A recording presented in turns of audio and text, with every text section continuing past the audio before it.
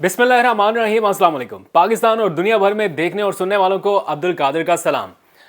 आज का ये व्लॉग आना कोई नहीं था। मैंने सोचा था वो मैच देखूंगा सुकून से, पेशावर ज़ल्मी और कराची किंग्स का बड़ा ज़बरदस्त मैच, लेकिन जिस हिसाब से बाउंड्रीज लग रही हैं तो मैंने सोचा कि इससे बेहतर है कि व्लॉग ही रिकॉर्ड कर लें, आप लोगों से बात कर लें। बिकॉज मैंने सोचा था कि आज कोई व्लॉग नहीं करेंगे, सुकून से ट्विटर के ऊपर इंजॉय करेंगे।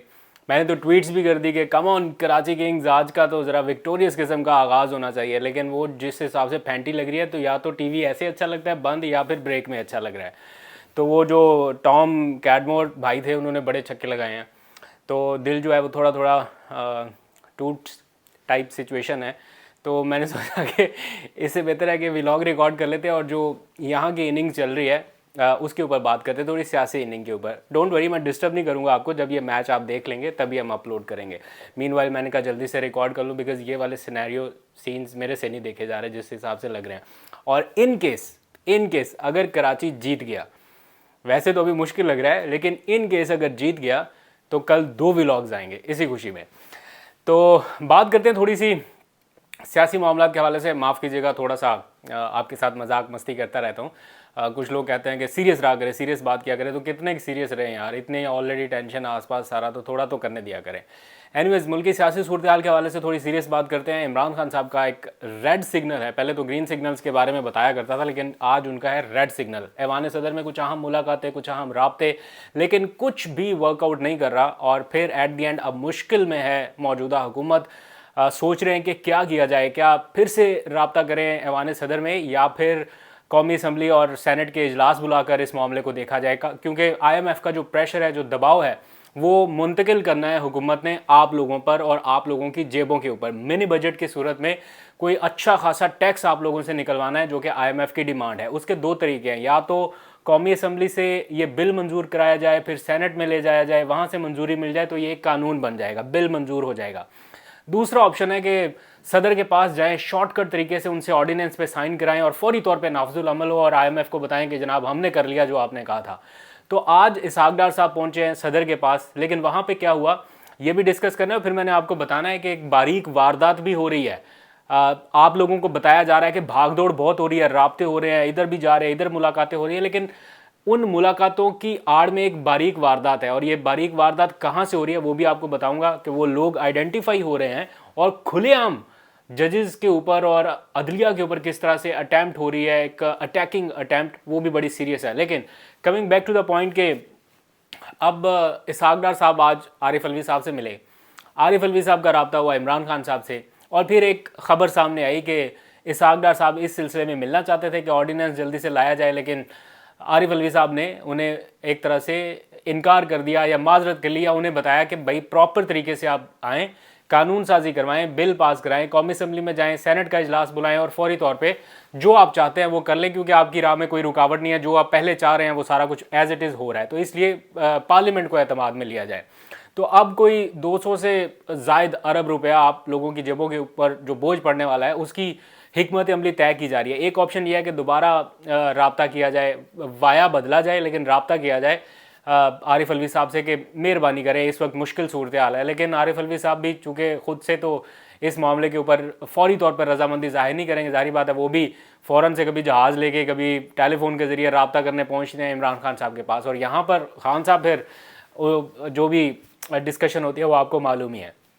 तो इस मामले को बड़ा केयरफुली टैकल करना होगा कि PTI के ऊपर ये इल्ज़ाम भी ना आए या ये तासुर भी ना जाए किसी तरह से कि कोई IMF की निगोसिएशन की राह में कोई रुकावट पैदा की जा रही है। सब कुछ आईनी प्रोसेस के ज़रिए होगा, क्योंकि आपको याद होगा कि शौकत तरीन ने जो टेलीफोन कॉल किया था IMF के हवाले से सूबाई वज़ीर KP को, तो उसके खमियाजे वो अभी तक भुगत रहे हैं। उनके खिलाफ FIR, मुकदमा, गिरफ्तारी तक बात पहुंच रही है कि उनको गिरफ्तार किया जाएगा, इसलिए बिकॉज उन्होंने IMF की डील में एक तरह से तासुर ये गया कि रुकावट पैदा करने की कोशिश की और उसके ऊपर गद्दारी या शायद बगावत का मुकदमा हो रहा है।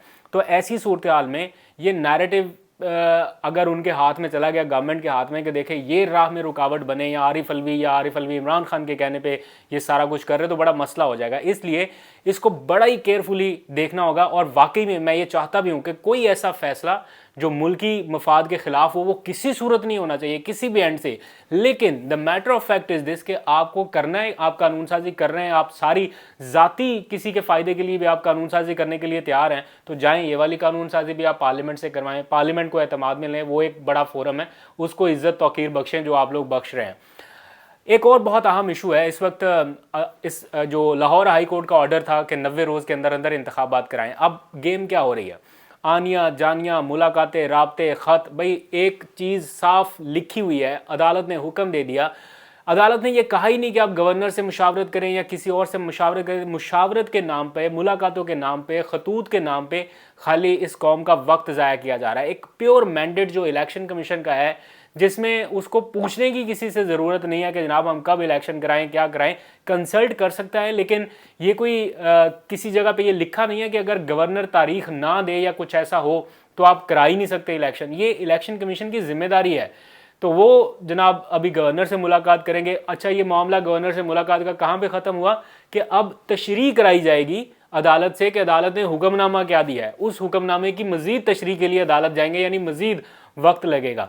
तो आज पीटीआई दोबारा गई थी वहाँ पे लाहौर हाई कोर्ट में कि देखे जी आपके हुक्म पर अमल दरामद नहीं हो रहा। उन्होंने भी कह दिया कि मैंने 90 रोज़ का वक्त दिया हुआ है, 90 दिन तक देखेंगे, अगर ना हुआ तो फिर मैं अपने अहकामात पर अमल दरामद कराना जानता हूँ कि फिर देखेंगे कि क्या होता है, लेकिन अभी दबाव में नहीं आना या ऐसी कोई सिचुएशन नहीं पैदा होनी चाहिए कि लगे कि किसी के ऊपर कोई दबाव है। इसलिए अब 90 रोज़ के अंदर अगर इलेक्शन कराना है तो पीटीआई के पास एक और ऑप्शन भी है और वो है सुप्रीम कोर्ट, यानी सुप्रीम कोर्ट से रब्ता भी किया जा सकता है। तो उसके ऊपर भी मेरा ख्याल है जल्दी कोई पेशरफ्त होगी सुप्रीम कोर्ट से रुजू करने के हवाले से भी। इस सारे मामले में चूंकि लाहौर हाई कोर्ट का ये डिसीजन आया, 2-3 ऐसे डिसीजन आए जो एक तरह से पीटीआई की फेवर में गए। किसी की फेवर में जाने का ये मकसद फैसले का हरगिज़ नहीं है कि अदालत उनकी तरफ झुकाव रख रही है। इसका मतलब ये भी हो सकता है कि आपके फैसले गलत थे या आपके डिसीजंस गलत थे, इसलिए अदालत ने उन्हें अनडू कर दिया या ओवरटर्न कर दिया। तो इसको लेके एक मखसूस किस्म की कैंपेन लॉन्च की जा रही है। और कैंपेन लॉन्च कहाँ से हो रही है? उन अकाउंट्स से हो रही है जिनको ऑफिशियल दर्जा दिया गया है पीएमएलएन की सोशल मीडिया टीम के मैनेजर्स होने का, यानी वो मैनेज करते हैं पूरे नैरेटिव को, पूरी चीज़ों को। तो उनमें से आज मैं देख रहा था एक पूरी ट्रेल सामने आ रही है कि किस तरह से प्रॉपर ग्राफिक्स बना के उनको सर्कुलेट किया जा रहा है और चीफ जस्टिस की तस्वीर लगा के, फिर एक तरफ दामाद की तस्वीर लगा के, फिर वो पूरा नैरेटिव जिस तरह से आगे बढ़ाया जा रहा है, ट्विटर्स के ऊपर टॉप ट्रेंड्स आ रहे हैं। तो ये एक बड़ी ख़तरनाक कैंपेन अपने आप में एक तरह से शुरू हो गई है और इसको कोई भी रोक नहीं रहा। और फिर इससे ऊपर ये कि प्रेस कॉन्फ्रेंसेस भी हो रही हैं और बड़े मतलब एग्रेसिव नेचर से आके बयानात दिए जा रहे हैं कि इमरान खान को अदलिया से सपोर्ट मिल रही है। इमरान खान को वैसे वो आके दावा करते हैं कि अब तुम्हें कोई सपोर्ट नहीं मिलेगी, अब तुम्हारे सारे कनेक्शंस ख़त्म, अब तुम्हें वो ताली वाला हाथ भी नहीं मिलेगा, अब तुम्हें ये राब्ता भी नहीं मिलेगा, कोई सहूलतकारी नहीं मिलेगी। लेकिन साथ ही जहाँ से फैसला उनके हक में आने लगता है वहीं से एक कैंपेन लॉन्च हो जाती है कि इनके सहूलतकार अभी भी बैठे हैं, इनके सहूलतकार यहाँ पे बैठे हैं, इस इदारे में बैठे, उस इदारे में बैठे। तो ये एक कैंपेन सिर्फ इस तरफ से नहीं, पीएमएलएन के कैंप से नहीं हो रही, ये बिलावल के कैंप से भी हुई, बल्कि बिलावल साहब ने खुद भी इस बात का इंदिया दिया कि एक इदारे से उनके सहूलतकार ख़त्म हो गए और दूसरे इदारे में अभी भी मौजूद हैं। तो जो दूसरा इदारा वो जिक्र करते हैं या इशारा करते हैं, बताते नहीं है, नाम नहीं लेते, लेकिन समझने वालों को बहुत अच्छे से पता चल जाता है कि इनका इदारा सुप्रीम कोर्ट की तरफ है या अदलिया की तरफ है। तो इसका फेयर है उन्हें कि कहीं से इनको रियायत ना मिल जाए या कहीं से हम जो प्लान एग्जीक्यूट करना चाहते हैं वो ना हो, तो उस सूरत में सारा का सारा प्लान धरे का धरा रह जाएगा। तो ये इस टाइम की कंडीशन है। तो काफ़ी कुछ चल रहा है इस वक्त। राब्ते उस तरह के, उस नोयत के नहीं हो रहे जिस तरह के किसी चीज़ को सुलझाने के हवाले से होने चाहिए थे। अभी भी डेडलॉक किसी सिचुएशन बरकरार है। आरिफ अलवी साहब के पास घूम फिर के बॉल जाती है, वो वापस घूम फिर के डाल देते हैं इमरान खान साहब के पास, इमरान खान साहब वापस उधर, मामला इन्हीं की तरफ डाल देते हैं। तो फिर पीएमएलएन की मुलाकातें, कभी कुछ वुज़रा जाते हैं मिलने के लिए। ये इसहाक़ साहब की गालबन तीसरी मुलाकात थी। मुलाकातें उन्हें करनी पड़ेंगी, शायद और भी एक बार करनी पड़े, बिकॉज आईएमएफ ने यूं समझने के गले के ऊपर अंगूठा रखा हुआ है और जब तक आप नहीं करेंगे ये ऑर्डिनेंस, ये कानून साजी, ये टैक्स इकट्ठा करने का काम, तब तक आपके साथ यही होना है। और अभी आप देखें गैस, बिजली और बाकी फ्यूल प्राइसेस और हर चीज़ में अब आने वाले वक्त में कितना इजाफा होगा, लेकिन बदकिस्मती की बात यह है कि टिम हॉर्टन्स के जो नए स्टोर्स खुल रहे हैं उनके बाहर लोग लाइनों में खड़े हुए हैं, अशराफिया के लोग, उन्हें फ़र्क नहीं पड़ता। लेकिन अपने हक के लिए, अपने काम के लिए या अपने मुतालबे के लिए कोई बाहर निकलने के लिए तैयार नहीं है। सबको ये लगता है कि इमरान खान बाहर निकल आएगा, वो कॉल देगा तो लोग निकल आएंगे, 4 लोग एहतजाज करेंगे तो हुकूमत के ऊपर प्रेशर पड़ जाएगा। ऐसा नहीं होना। अगर पेट्रोल की प्राइसेस 35 रुपये फ़ी लीटर बढ़ी और आप लोग एहतजाज करने के लिए नहीं पहुंचे और सारे के सारे टैंकियां फुल कराने के लिए पेट्रोल पंप की लाइनों में लगे, आखिर कितना पेट्रोल आप सेव कर लेते, कितने के पैसे आप बचा लेते? एक बार टैंकी फुल कराते आप अपनी बाइक की या गाड़ी की भी फुल कराते, एक टाइम में एक ही बार हो सकती थी ना, तो कितना का आप बचा लेते? मैक्सिमम 400 500 या किसी का बच जाता कोई 2,500 से 2,000। अगर ये सारे लोग जो उस वक्त पेट्रोल पंप की लाइनों में लगे थे ये कहीं बाहर निकल के इकट्ठे एहतजाज करते अपने हक के लिए, तो आज ये ना होता जिसका खदशा है। आज 200-250 अरब रुपए का मजीद बोझ आपके ऊपर ना पड़ रहा होता। तो ये सारी जिम्मेदारी किसी एक के ऊपर डालने की बजाय इंडिविजुअल भी को थोड़ा अपना किरदार अदा करें, बाहर निकलें, आवाज़ उठाएं, वरना ये मामला इसी तरह चलता रहेगा। हुकूमत को भी फ़र्क नहीं पड़ेगा, कोई ना कोई आईनी तरीका निकाल के वो इस मामले को आगे लिंगर ऑन करते रहेंगे। पिसना किसने है? मिडिल क्लास तबके ने, बल्कि मिडिल क्लास तबका तो अब बराए नाम ही रह गया है ना। या तो अपर क्लास है, मिडिल क्लास जो था वो तो अब लोअर मिडिल क्लास में हो गया या उससे भी नीचे तक चला गया है। तो लेट्स सी क्या होता है, आपको अपडेट करते रहेंगे। आखिर में जो भी टीम जीते, ये हंसी खुशी के छोटे छोटे से मोमेंट जो हैं ये हमें मिलजुल के शेयर करने हैं। तो थ्रू आउट द जर्नी जो PSL की रहेगी, हम आपस में इसी तरह PSL को भी थोड़ा थोड़ा सा सेलिब्रेट करते रहेंगे, बिकॉज खुशी के यही मौके हैं जो हमें बहुत टाइम के बाद मिले हैं। अपना बहुत सा ख्याल रखिए। आखिर में हैप्पी वैलेंटाइंस। आप अपने प्यारों के साथ सेलिब्रेट कर रहे होंगे या कर चुके होंगे, तो उम्मीद है कि आपका दिन भी अच्छा रहा होगा।